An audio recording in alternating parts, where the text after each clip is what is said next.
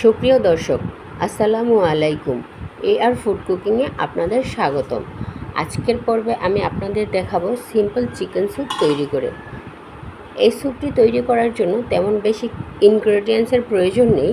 আমাদের হাতের কাছে পাওয়া যায় এমন কিছু দিয়েই তৈরি করব। তাহলে চলুন দেখে নেওয়া যাক। তার আগে যারা এখনও আমার চ্যানেলটি সাবস্ক্রাইব করেননি তারা প্লিজ সাবস্ক্রাইব করুন এবং পাশে থাকা বেল বাটনটি ক্লিক করে দিন। প্রথমে কড়াইটা গরম করে নিব। তারপর এর মধ্যে আমি দিয়ে দিচ্ছি রেগুলার খাবার তেল।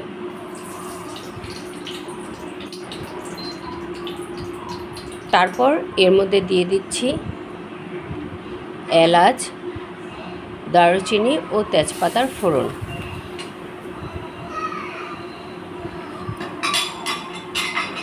ফোড়নের ঘ্রাণ চলে আসলে এর মধ্যে আমি 1 কাপ পরিমাণ পেঁয়াজ পেস্ট দিয়ে দেব। পেঁয়াজটাকে একটু ভালো করে কষিয়ে নিচ্ছি।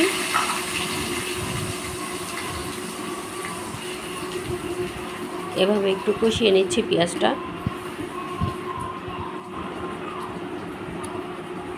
তারপর এর মধ্যে দিয়ে দেব 1 টেবিল চামচ পরিমাণের মতো আদা এবং রসুনের পেস্ট।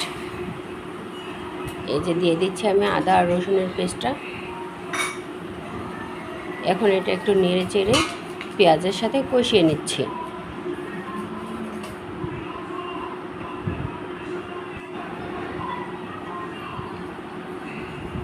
তারপর এর মধ্যে আমি দিয়ে দিচ্ছি 1 চা চামচ ধনিয়া গুঁড়া, 1 চা চামচ জিরা গুঁড়া, স্বাদ মতো লবণ,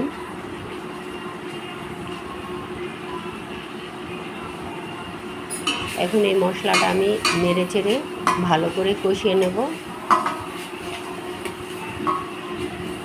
এভাবে মশলাটা আমি কিছুক্ষণ কষাবো।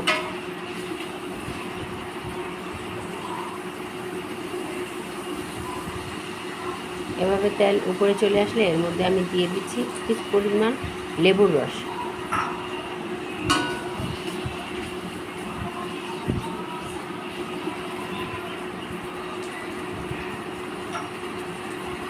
তারপরে এর মধ্যে আমি এখন মাংসটা এড করে দেব। আমি মাংসটা একটু রেগুলার সাইজে করে নিয়েছি, আপনারা চাইলে আরও ছোট করে নিতে পারেন। পুরো মাংসটা দেওয়া হলে মাংসটা আমি একটু নেড়ে চেড়ে মশলার সাথে কষিয়ে নেব। তারপর এটা আমি ঢাকনা দিয়ে ঢেকে রেখে দেব। 10 মিনিটের জন্য এটা আমি রেস্টে রেখে দিচ্ছি।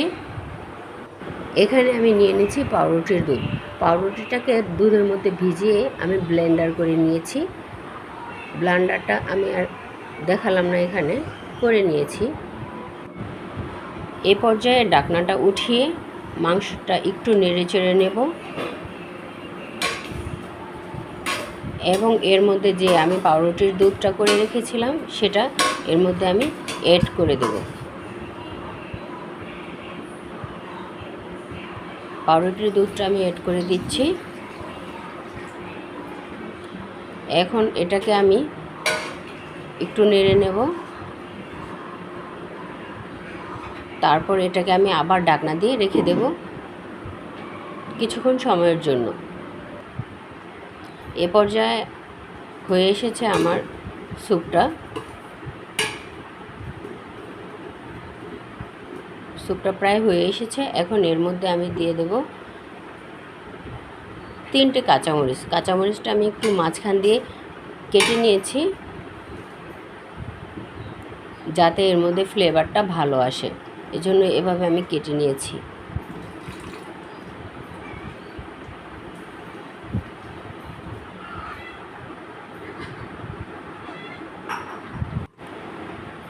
এ পর্যায়ে পুরোপুরি রেডি হয়ে গেছে আমার চিকেন স্যুপটি সার্ভ করার জন্য।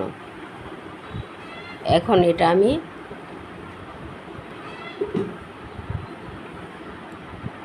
সার্ভ করে দেব।